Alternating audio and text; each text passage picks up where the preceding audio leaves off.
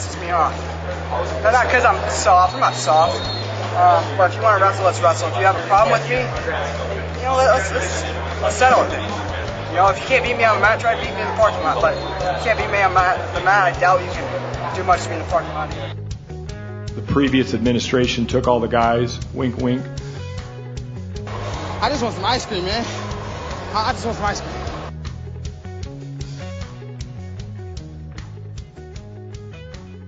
All right, folks, welcome back to the Shots Fired podcast. This is episode number somewhere between 0 and 10, I believe. That's a pretty close guess, I would say. I am Eric Schares alongside Mack Reiter. How are we doing today, Mack? I'm doing great. I think 10 is a generous number, but we're definitely not at 0. So I think you're safe to say we are somewhere in the middle. But yeah, we're getting it together. We're figuring this thing out. A couple idiots from Gilbertville, Don Bosco can actually make it in this world. Yeah, we can. Like I said, this is the podcast where we overpromise, underdeliver. So if I said 10, I'm overpromising. Yep. But and we're about to underdeliver. Streak. We had a little streak going. We had 2 in a row, and now we're actually doing 2 weeks in a row. So we're in uncharted territory. People are going to be, they're going to struggle to find us because they're not going to be looking for us probably. So I guess we'll see how that goes. Absolutely. Apparently going after Jason Bryant worked last time. We got a lot of listens on the podcast. So we didn't really talk who we were going to fight on this podcast. Or maybe this will just be a constant war against Jason Bryant on this podcast. I don't know. What do you think? He's smarter than we are. Damn it. You're right. But that's going to be true to most people, though. Yeah. You always pick on Tony Hager. He's an easy target. I think we got him beat. Yeah, for sure we can take him out. Although he kind of holds our cards too, though, because if we make fun of him too much, he just doesn't release the episode. Yeah, you're right. I know I've heard some of the IAwrestle guys say that they liked other people on the podcast just because they didn't agree with anything they said, but they just went against Tony Hager, so they liked everything they had to say. They were going after Tony pretty good on Hawkeye Report today, and I was eating that up. It was pretty funny. Message boards are a special place, man. I love them. It's just a great place to be. Waste a lot of time. Okay. What do we want to start with here? I think we said we're going to start with some announcements of some younger guys that are still have junior eligibility that are wrestling senior level at the U.S. Open. Mainly Gable Stevens, Dayton. Yeah, I always say it wrong. Stevenson. There's no N in there. A lot of people struggle with that. They try to throw an N in there too. Stevenson. Actually, I went a different. I said. You said Stevens, I think. Which that's not even close. Yeah, I don't even know. I don't know if Gable Stevens is going senior, but Gable Stevenson's going senior level. Okay. Yes. Anyways, him, Dayton Fix, Spencer Lee. So, what are your thoughts on this? I love it, but it's crazy to me. Like, he's now finally a first-year junior, and he's going to try his hand at senior. And I guess, really, what has he got to lose? I think he can kind of scrap with those guys. I think he's going to be in the mix. I don't know if he makes the team. I think it'd be incredible if he makes the team. Or at least kind of makes a run at it. I know you got Gwiz sitting to the finals at Final X, but I think that it's crazy to me that these guys are at that level where, he's a high school senior and he's going to go try his hand in the Open. And you know what? If it doesn't go well, he can always still get into the junior trials and go win another junior world title. But him and Fix and Spencer Lee, that's awesome that we have that kind of talent at the lower levels. Yeah, it's it's gonna be really interesting to see where they stack up. Obviously, like you said, I thought Bill Zadek's big thing was that he wanted guys staying at their level and not going up. I thought that was the thing that was talked about last year, but obviously, like you said, I guess they can still go junior if they want, but right. Yeah, it's going to be a lot of fun. That's Kyle, awesome. I always use him as the bar, but did Kyle Snyder bump up ever, or was he Was the first year he won Worlds, was that his first year senior eligible or no longer having junior eligibility? I don't know for sure, but I do not believe he bumped up because I think that was kind of the talk that was part of what Zadok was saying is, we want guys to win it at their level because you just never know when they're going to be back or what's going to happen. So. Well, Gable's only won it at his level once, so. Which is also crazy. He's got 3 world titles and only one of them was he actually in that age group. Did you see on Twitter today there was a guy that had it was like a world class bad take. Yes. And Flo blasted him. Yeah, for the people that didn't see it, Flo put him on blast and Jason Wright came after him and it was just the guy doubled down and just kept going. No, I don't think he's that good yet. It was awesome. I liked he was a Yankees fan and Philly Eagles fan, and I checked his bio out. Oh my God. He looked like a smart one. I didn't dig that deep, but usually those guys are their first 2 sentences of their bio are just what fans of what professional sports teams are, and just oh my God. Yeah. You're just the same guy copy and pasted all over Twitter. Yeah. I've been an Eagles fan my whole life. I swear, it has nothing to do with they won this year. Oh my God. Yeah, I know a couple of Eagles fans and I can't even stand them. So, yeah. But getting back, I mean, that guy was pretty knuckleheaded. Gable Steveson is a very, very good wrestler. And I'm excited to see Spencer Lee. I see no reason why he couldn't end up being the guy, right? I mean, Tomasello's wrestled close with Gilman every single time they've wrestled him, and Spencer Lee's took 2 out of 3 from Tomasello. It's not, he hasn't been training freestyle like Gilman has for the last year, but I wouldn't be shocked. Yeah, to me, it just kind of shows how coveted those world medals can be, because, I mean, you are 1 point away from sitting at home watching the national or world championships on TV and being in a medal match in some of those weights. I mean, look at what Gilman did last year. He had to go through the last chance qualifier and he was losing. He won he was losing the entire match in the finals at last chance and then come from behind and won by 1 just to get into the tournament. And then he goes on and he wins a silver medal at the world championships. That's an unbelievable run, and it was 1 move away from never having a chance to happen because he didn't even get into the trials. Yeah, it's so crazy. That just kind of takes me back to, at the end of every match, everyone, I mean, obviously there's got to be a winner or a loser, but there is just I go back to 2 years ago at districts. There were 2 guys in Iowa. I think it was one of the West boys and Wally Zernick from Lisbon. There was a takedown on the edge as time expired, 50-50 call. One was up 1. So whatever the ref decided in the moment was the call. But everyone loves to focus so much on, who won and lost the match. But if you take the score out of it, those 2 were even. Yeah. All it came down to was just a ref, just 50-50, I'm flipping a coin. Yeah. So, yeah, it's just crazy how many matches are like that are deciding world team members. Yeah, at that level, man, the margin for error is so incredibly small, unless you're Burroughs or Snyder. Then there is no margin. It's just you win. I'm excited. I mean, the Open is going to be fun, and I haven't been this excited about the Open in a while. I usually do my one buddy and I that always do the talk about Big Tens and stuff like that. We have an ongoing U.S. Open segment called Just Quit Already. And it's where we scour through the brackets and we find the guy that's just trying to keep his career alive. And there is no more career. But that's always a fun way to look through the weights to find the guys. I usually like it when it's like a double bonus when you've got the guy and his club that he's wrestling under is his last name, and then it says trained after it.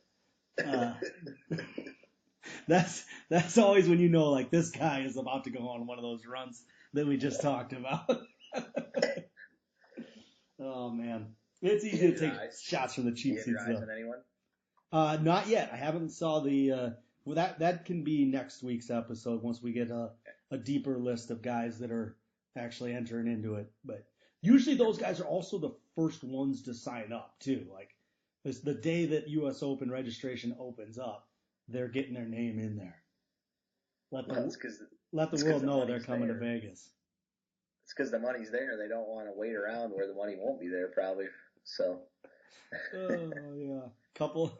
Yeah, yeah, and that's fun. But I don't know. That's where we're at. I mean, I think the country's in a good spot right now. I mean, we got a real strong team.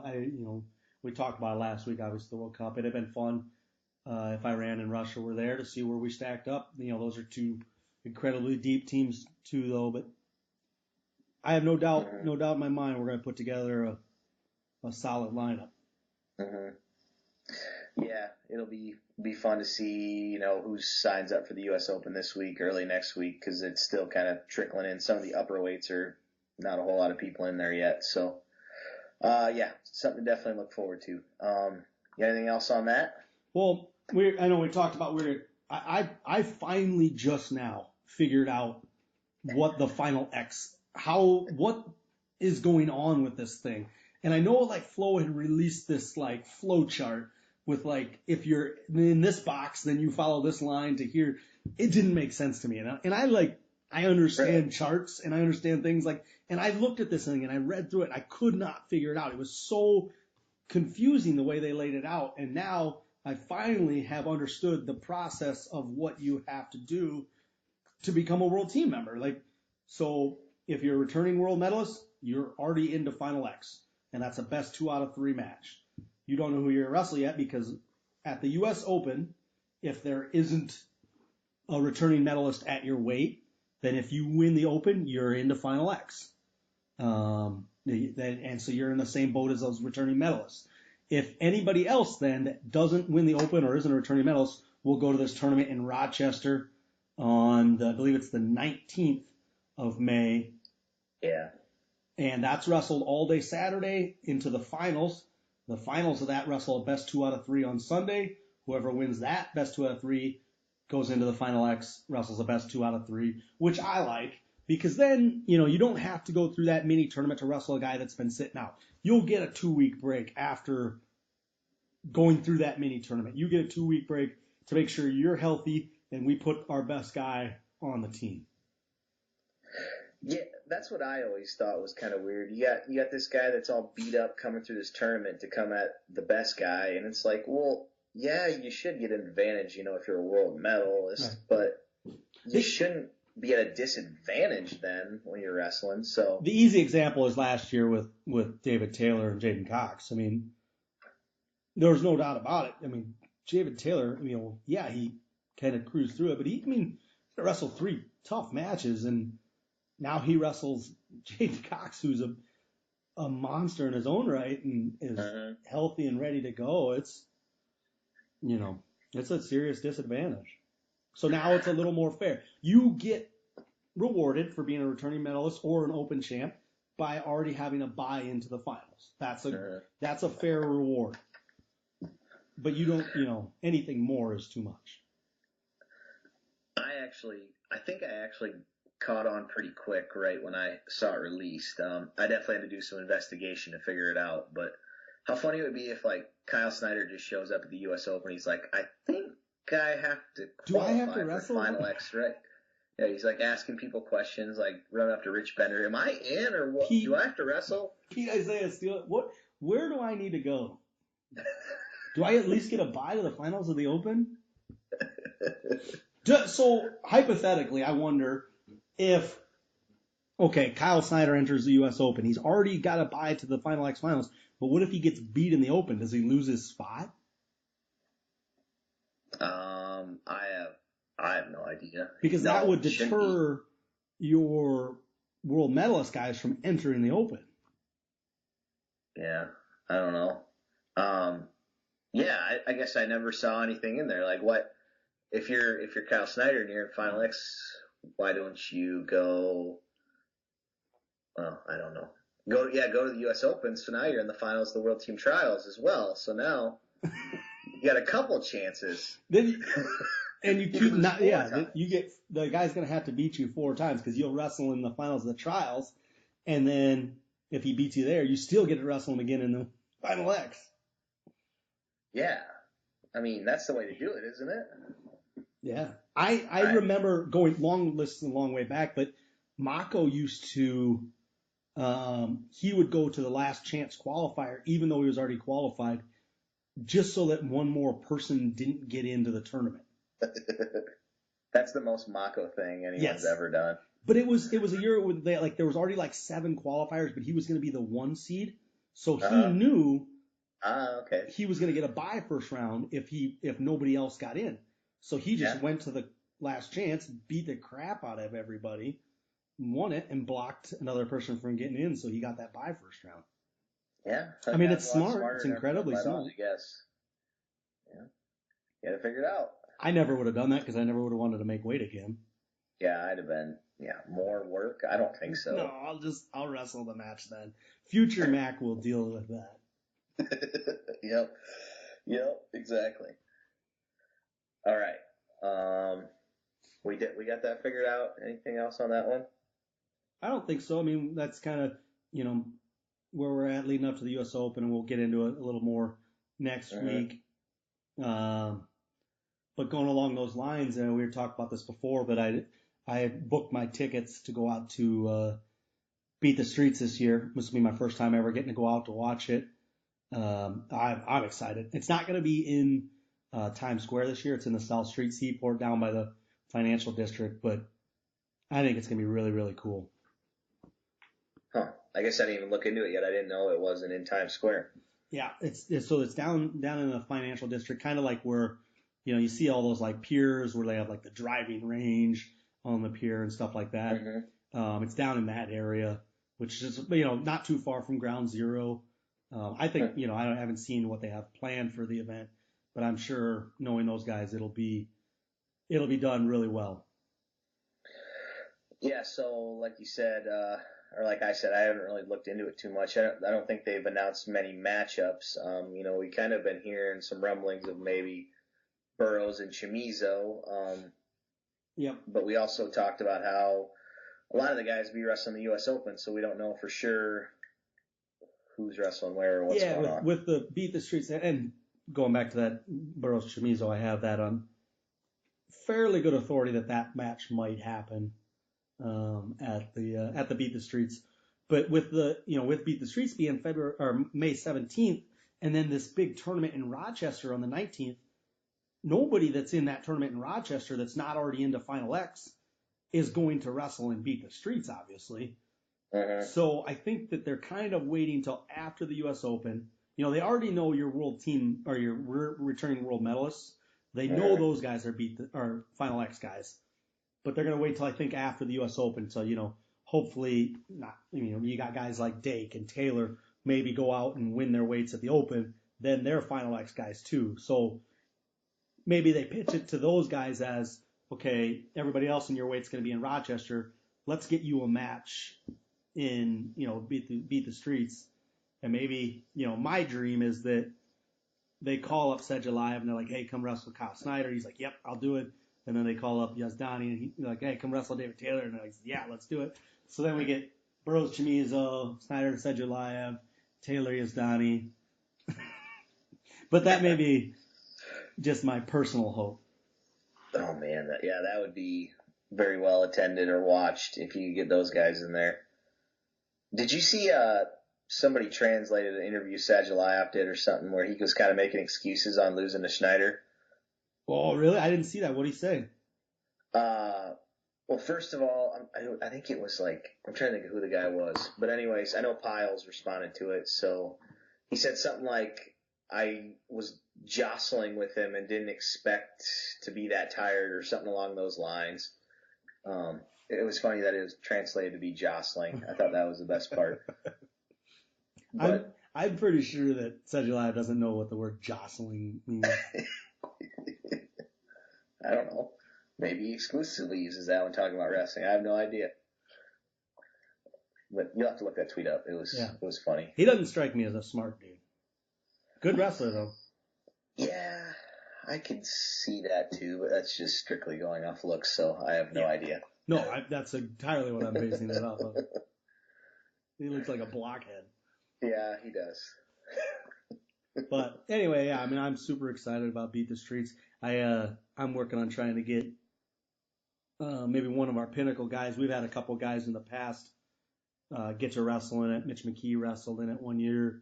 But I'm trying to be great if one of those guys gets to wrestle in it and they find some, a good high school kid or age level kid to wrestle him. So if Kirk Lee can get in or Pat McKee, one of those guys, that'd be awesome. I'd get a chance to coach out there too. Yeah, that'd be sweet. It'd be funny if, I know Kirk Lee was down at the World Cup camp and all that stuff, so he's probably been around all those guys. So inevitably, I'm probably going to have to battle with Bill Zadek to sit in the corner because he's going to act like he knows him really well. We're going to fight it out over who's coaching who's coaching Greg. Yeah. Well, I guess we'll see how that goes. A long time ago, way, way, way back, I went out to, I think it was Fila Juniors was at the OTC. This was my first year out of college, I believe, and I was coaching. And Destin McCauley had been coming down to our storm practices quite a bit. So I had kind of, had worked with him a little bit down there. And he was wrestling under the storm out at Fila Juniors.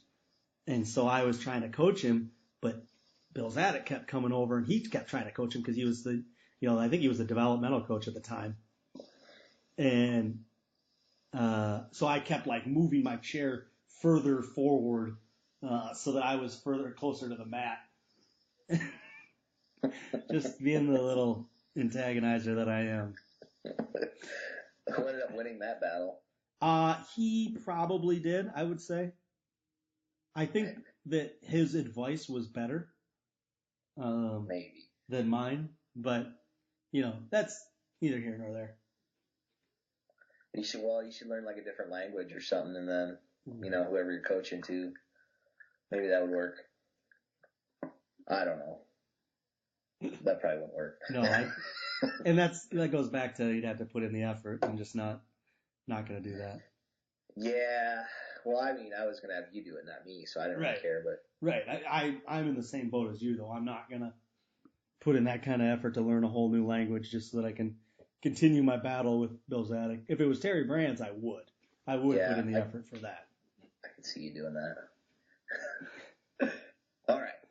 Anything else on that? No. Well, we can get into more of that. I think that maybe is we're still about a month away from Beat the Streets, but hopefully we can talk about that after the U.S. Open when maybe some more lineups get announced. Okay. On to the next thing. We weren't going to really go too in depth about it. Maybe just hopefully bring up some more stories than anything on this. But just this last weekend, you had the Dream Team Classic, which I guess I know they're two different events, but to me they're kind of similar. That and the Dapper Dan. Yep. Like we said, we're not going to get too in depth on any of the matchups necessarily, but I just kind of wanted to get your take on. You wrestled in the Dapper Dan way back when you were a senior, and just how did that go for you? Well, the match itself did not go well.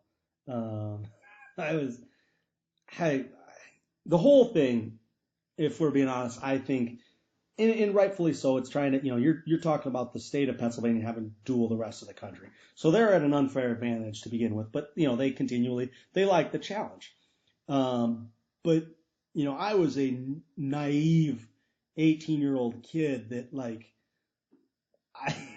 I fell for, looking back now, I fell for so many things that they set it up. So we get there, they fly you out there and you get in and it's the day before the duel and they're like, hey, do you guys want to go on a tour of Pittsburgh? And you're like, yeah, sure. I grew up in a town of 700 people. I'm going to go check. Yeah, I'll go check out Pittsburgh. Let's see what it's all about. And then this tour is this walking tour that you're on for 6 hours. Oh God. And it's just never ending. And there's like Pittsburgh's a cool little town, like that Three Rivers area, but it's not. There's not a ton to see in Pittsburgh, and we did not need 6 hours of walking around to see the whole thing. So I come back and I'm like, the whole thing is designed, and there was no Pennsylvania kids on this walking tour. Like it was just a few of us U.S. guys. But I get back and, you're kind of exhausted, and then you kind of crash at the hotel, and then, you don't really know a lot of the other guys on the team. So trying to get, somebody to work out with to maybe lose the last little bit of weight is kind of tough.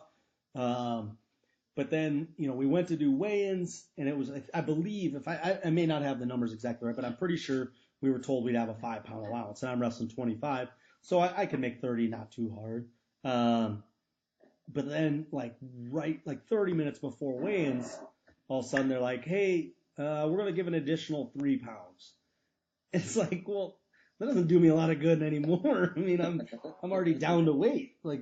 So, I don't know. And I'm pretty sure that the Pennsylvania team maybe knew about that weight allowance beforehand. So, again, I'm not making excuses. I lost in the duel. I wrestled absolutely terrible, and I'm pretty certain the guy I lost to never wrestled again. Like, that was his last match of his career. I always wanted to wrestle him again in college, and I would search the 17 different Pennsylvania schools, and never on any rosters. I don't know whatever happened to the guy. Joe McCara was his name. You were just like Pat Downey. You were retiring fools. Yeah. So. I retired him. But I sent him out on a high note. I sent him out an opposite way. I don't think that at the time beating me 3-1 would have been enough of a spike in one's career to call it a career. But the whole thing then, so I lose, and the only other person on the U.S. team to lose was Gabe Mooney. So we absolutely blitzed Pennsylvania that year. Our team was stupid loaded with Kish and Tannenbaum and Schlater and Ryan Lang and all these guys. I mean, we were really, really good. But there were so many matches where the U.S. guy was losing, and all of a sudden he would catch the guy and pin him in the third, or Tannenbaum was getting beat fairly bad in the third, and then the guy had to injury default out, so Tannenbaum won. And I'm watching this whole lineup go down, and I'm like, so it's just going to be two of us that lose, huh? And it's just, so we get back, and the whole thing was sponsored by Rubbermaid. I believe the guy now is he's at Black & Decker, or one of those things. He was Black & Decker before, and he's Milwaukee Tools guy now, I think. But good dude, and he gave a keynote speaker the night before at a dinner. He was pretty entertaining. Very an interesting guy, but we got they gave us this Rubbermaid cooler, and I'm coming off a loss, and you remember I didn't take losses all that well. I would usually get pretty upset with myself. And they hand me this cooler, and I'm walking down the hallway in the hotel, and I'm looking at this stupid cooler. It's big, and I flew out there, so I'm like, what am I gonna do with this thing? So I'm pissed off. So I just throw it down the hallway and go into my room. I'll piss off. I come on to find out later because then that next fall I'm rooming with CP Schlater at Minnesota, who was in the duel. He went running down the hall after my cooler and picked it up and took it home because he drove from Ohio, so he got 2 coolers. But, I don't know. It was the whole thing. I always felt so whenever I talk to a guy, so we've had, I've coached quite a few guys now that have got to wrestle in it. But I always tell them hey, heads up, there's going to be a lot of things that are geared to try to hold you back, help the Pennsylvania kids. Just be ready for it, kind of don't go on the walking tour. Pittsburgh's not that interesting. But the events itself is really cool. And we wrestled, I think, in just an old field house. I think now they have it in an arena, and it's a little better attended, and it's put on pretty well. Flo does a good job, and the same thing with the Dream Team as well. We talked before the duel, and actually my senior year, the Dream Team wrestled Iowa, and I did not wrestle in it because I was off at a Teens Encounter Christ weekend that our high school strongly encouraged us to attend. So I was locked in. I think I was in Dyersville Beckman, their high school, all weekend while the Iowa team got their butts kicked by the U.S. team. Yeah, you weren't far off. I think they wrestled in, was it Cedar Rapids that year, if I recall? Yeah. I don't know why they wouldn't just let me leave for the night. Yeah, they should have. All I remember, I heard a story from that year where I think it was C.J. Edelson said all the USA guys weighed in with their, here's what he said. He said their fingers up, the other guys, trying to lift them up so they didn't weigh as much because they were all like 10 pounds plus over. He said it was insane how far some of those guys were over. So I guess when your whole team comes in and they're like 10 pounds over. What are they going to do, cancel the duel? Yeah, exactly. What do you do? It's like, so we're just going to be 10 pounds over and you're going to deal with it. So yeah, you're going to put the event on. Everybody's already on their way here. Like, what are you going to do? You're not going to let us wrestle? That's true, man. You got to revolt. But everybody's got to do it. You have, a couple guys try to actually go ahead and make weight, then it doesn't work. Yeah, I didn't even wrestle in the Dapper Dan, but I still almost went on the Pittsburgh walking tour one year. This was like 10 years ago now. We went to a baseball game out there. And, we're drinking all day long. And we all find out that we're a lot more drunk than we thought we were. And we look down and we're drinking, they were like tall boy bottles. We thought they were just regular 12-ounce bottles. They were 16-ounce bottles. So I was like, oh, yeah, that'll catch up to you quick when you're doing that for 8 hours. Yeah. But anyways, that was back when I was like in college. So I was out of money that night. I didn't get paid till the next day. And none of my friends wanted to leave. So I didn't have money for a cab. So I was like, well, I'll just walk back to the hotel.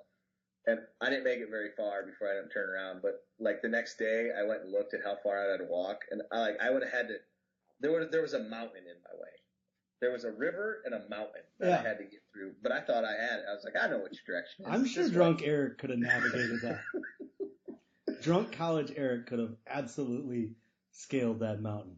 Easily. No problem. But yeah, I almost would have loved to see where I would have ended up there. But yeah, luckily, it just ended with the cab picking us up and saying, oh yeah, there was a guy murdered here last night right on this corner. Oh, good.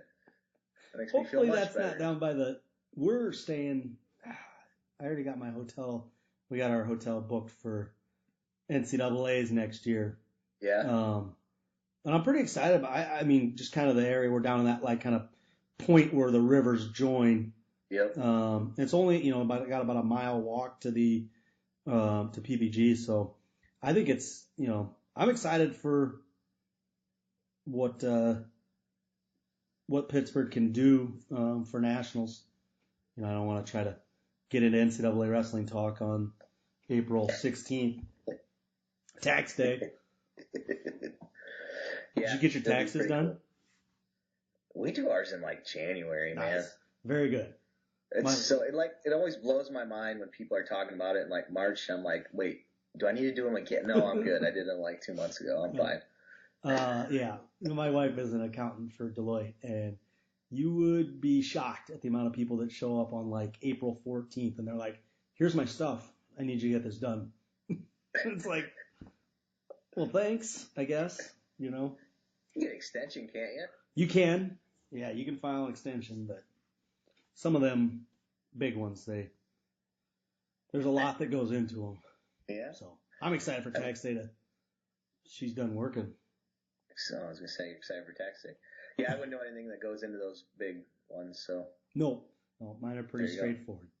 Yep. But once we start seeing some revenue off this podcast, you're going to have to take that into account. We got to be getting close, man. We're still at $0. We're not losing money, though. No. So that's good. No. But we've invested a lot of time. Yeah, absolutely. I'll check my bank account tomorrow, see if you think about the time we've put into it and the actual time that has aired, our percentage isn't good. No, but I think we're on a little bit of a hot streak, though, so that's good, right? They don't want us to get hot, man. We start going, we're going to take the podcast world by storm. You need to watch out, folks. You got anything else? Do we say anything about anything else? I can't remember. Was that it? I don't think so. I think that pretty much covered kind of what we talked about. I think there wasn't a lot of wrestling news in the last week. Did you get a chance to watch that? I mean, I don't want to talk about Minnesota recruits too much, but that Brayton Lee Ja'Cory Teamer match. I saw overtime. You saw the overtime. Lee kind of blasted through him. Yep. And okay, never mind. I guess overtime was like 3 seconds long. Yeah. I watched. Willie was posting a bunch of videos on how he was saying Teamer was stalling. Willie decided that that's going to be the hill he dies on, apparently. that this match was the best officiated match in the history of wrestling officiating.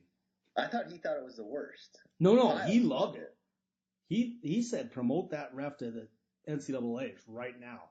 That the stalling call was perfect, but he was, because then he got a lot of pushback from the Teamer people saying that he got hit when he shouldn't have, and I think the clips he was putting out there were just like, look what he's doing. Like, that's not wrestling. And I don't know, some of the clips.